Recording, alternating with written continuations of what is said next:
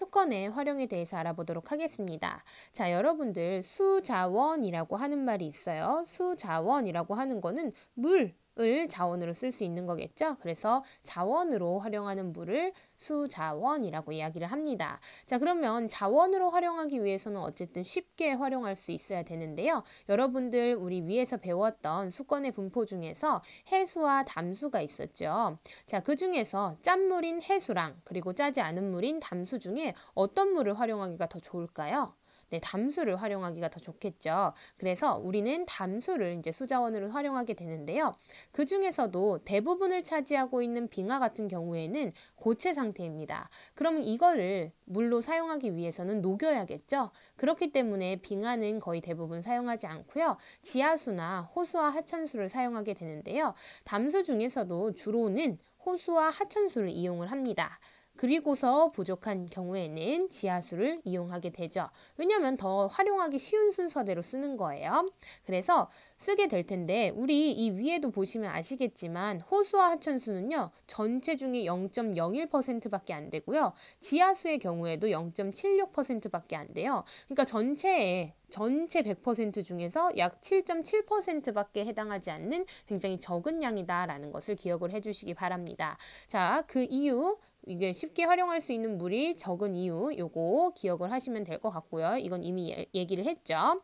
자, 그러면 수자원을 어디에 활용을 할까? 그 용도에 대해서 한번 살펴볼 건데요. 자, 물은 우리한테 굉장히 필수적인 자원이에요. 우리가 물을 마시지 않고 살아갈 수도 없고요. 씻지 않고도 살아갈 수가 없겠죠. 그래서 다양한 용도로 활용을 하게 되는데요. 자, 여러분들 일상생활에 쓰이는 물들, 예를 들면 마시는 물이나 요리, 세탁 이런 데 쓰이는 것들은요. 생활용수가 되겠습니다. 여러분들 씻을 때 쓰는 물도 다 생활용수에 해당해요. 자, 그 다음에요. 농업활동에 쓰이는 물, 뭐 농사를 짓거나 가축을 키울 때도 물이 필요하겠죠. 이런 경우에는 농업용수가 되겠고요. 그 다음에 산업활동, 그러니까 공장을 돌리는 데 쓰는 그런 물들은 냉각수나 제품을 만들거나 세척할 때 이럴 때 쓰는 것들은 공업용수가 되겠고요. 그리고 여기 마지막은 조금 더 살펴보셔야 될 텐데 사실 얘 세 개는 그다지 어렵지 않았을 것 같아요. 근데 유지용수라고 하는 것도 있습니다. 이거는 하천이 정상적인 기능을 유지하기 위해서 필요한 물인데요. 어느 정도 이 하천이 자정 능력을 갖기 위해서는 어느 정도의 물이 필요해요. 그것이 이제 유지용수가 되겠습니다. 자, 우리나라 그러면 수자원의 활용 현황을 한번 살펴보도록 할게요. 우리나라는 어디에 물을 많이 쓰고 있나라고 이렇게 살펴봤을 때 41%가 농업용수죠. 제일 많이 차지하는 게 농업 쪽으로 많이 쓰고 있고요. 그 다음에 유지용수나 생활용수로도 많이 쓰고 있다라는 거 그래프를 보시면 충분히 아실 수 있을 것 같고요. 자, 그 다음에 마지막입니다. 수자원의 가치와 관리인데요. 수자원의 가치는요. 자, 여기 보시면 우리가 인구가 점점 증가하고 있죠. 그리고 산업도 발달하고 문명도 발달하면서 생활 수준이 굉장히 향상되었어요. 그래서 물 사용량이 점점 많아지죠. 그렇게 하고 있지만 실제로 우리가 활용할 수 있는 수자원의 양은 굉장히 제한적이었죠. 기억나시죠? 0.77%밖에 안 된다고. 그죠?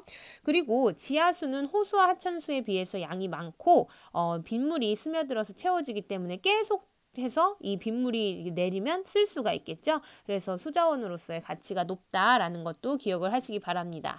하지만 이 지하수를 개발할 때 유의점들이 있어요. 여기 보시면 무분별하게 땅을 밑에 이렇게 개발을 할 경우에는 밑에 지반이 무너지거나 여러분들 싱크홀 생기는 거 아시죠? 그리고 지하수 고갈 이런 것들, 오염 이런 것들이 발생할 수 있기 때문에 그런 것들을 좀 잘 고려를 해서 개발을 해야 된다라는 것까지도 알고 계시면 될 것 같고요. 그 위에 지하수의 활용도 여러분들이 읽어보시면 충분히 아실 수 있을 것 같습니다. 자, 그 다음에요. 수자원을 관리를 해줘야겠죠. 자, 관리하는 방법에는요. 뭐 여러 가지가 있겠지만 요거 하나씩 살펴봅시다. 자, 댐을 건설을 하거나 그러니까 물을 막아두는 거죠. 그래서 필요할 때 쓰는 거. 그리고 지하수 개발 방금 전에 얘기했던 것처럼 그리고 해수 담수화라고 되어 있는데요. 해수를 그러니까 짠물을 담수화 짜지 않은 물로 바꿔주는 그런 기술들이 있어요. 그런 것들을 통해서 수자원을 안정적으로 확보하는 방법도 있고요. 물의 오염을 방지하고 물을 절약해서 우리가 효율적으로 사용하는 것도 굉장히 중요한 일입니다. 그래서 물 절약 방법들도 있죠. 여러분들 이런 거 잘 보시고 물을 절약하는 그런 착한 학생들이 됐으면 좋겠습니다.